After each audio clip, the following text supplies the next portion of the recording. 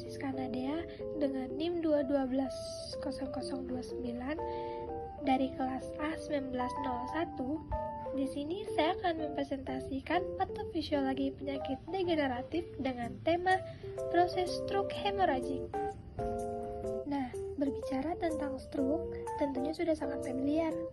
Menurut WHO, stroke didefinisikan ketika adanya tanda-tanda klinik yang berkembang cepat akibat gangguan fungsi otak vokal atau global, dengan gejala-gejala yang berlangsung selama 24 jam atau bahkan lebih yang bisa menyebabkan kematian tanpa adanya penyebab lain yang jelas selain vaskular.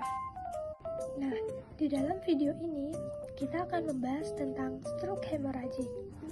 Stroke hemoragik adalah pecahnya pembuluh darah di otak sehingga darah tidak dapat mengalir dengan semestinya yang dapat menyebabkan otak mengalami hipoksia dan berakhir dengan kelumpuhan. Penyebab utama stroke hemoragik adalah pecahnya pembuluh darah di dalam otak.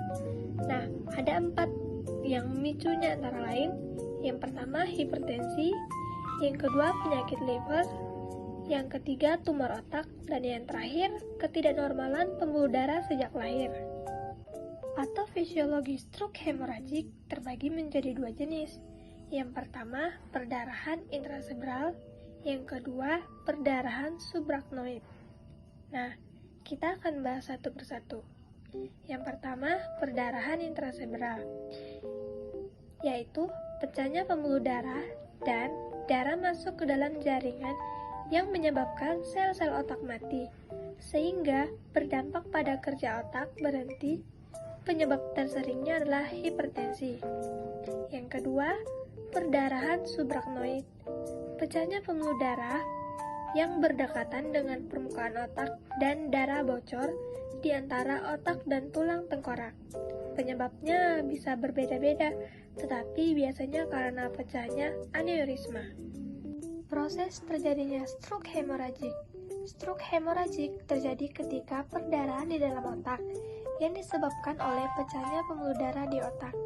Proses ini dapat disebabkan oleh tekanan darah yang tinggi, aneurisma, malformasi, arteriovenose, atau penggunaan obat pengencer darah yang berlebihan. Perdarahan tersebut kemudian mengganggu aliran darah dan menyebabkan kerusakan pada jaringan otak. Penata laksanaan stroke hemoragik sendiri dibagi menjadi 6. Yang pertama, kemungkinan koagulopati. Yang kedua, mengendalikan hipertensi. Yang ketiga, konsultasi bedah saraf. Yang keempat, pertimbangan angiografi. Yang kelima, pasien koma. Dan yang terakhir, terapi hipovolemik dan nimodipidin.